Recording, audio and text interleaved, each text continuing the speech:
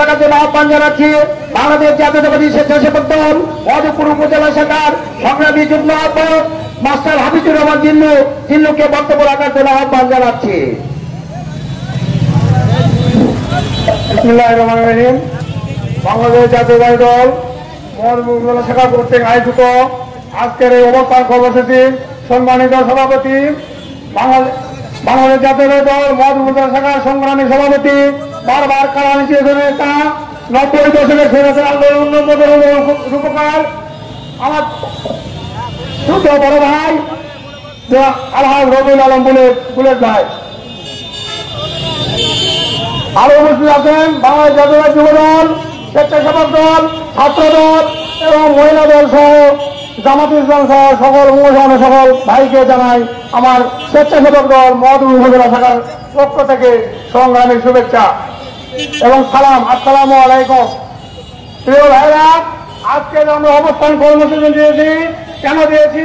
আজকে 15ই আগস্ট একটি কুচক্রী মহল তারা পায়তারা করতেছে যে তারা নাকি শোক দিবস পালন করবে।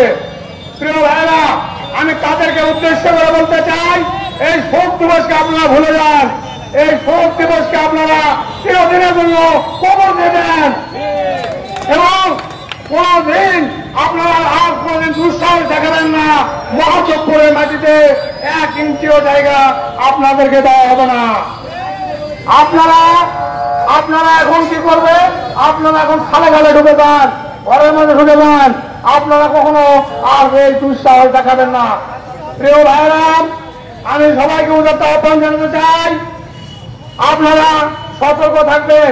এই যে আমাদের সংখ্যালঘু হিন্দু পরিবার, তাদেরকে নিয়ে অনেক পায়তারা করা হচ্ছে। আপনারা সবাই নিজ নিজ গ্রামে সতর্ক থাকবেন। এই কুচক্রী মহল যেন কোনো ক্ষতি হিন্দু ভাইদের করতে না পারে। প্রিয় ভাইরা, আপনারা মনে রাখবেন, হাসিনা পালিয়ে গিয়েছে কিন্তু তার প্রেতাত্মারা এখনো আমাদের মাঝে ঘুরে বেড়াচ্ছে।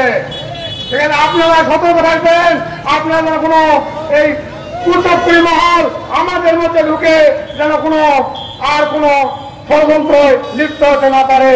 প্রিয় ভাইরা, আমি সবশেষে শহীদ ভাইদের আত্মার মাগফিরাত কামনা করে এবং যারা অসুস্থ আছে তাদের সুস্বাস্থ্য কামনা করে, আমার নেত্রী বেগম খালেদা জিয়ার সুস্বাস্থ্য কামনা করে আমি আমার সংক্ষিপ্ত বক্তব্য শেষ করছি।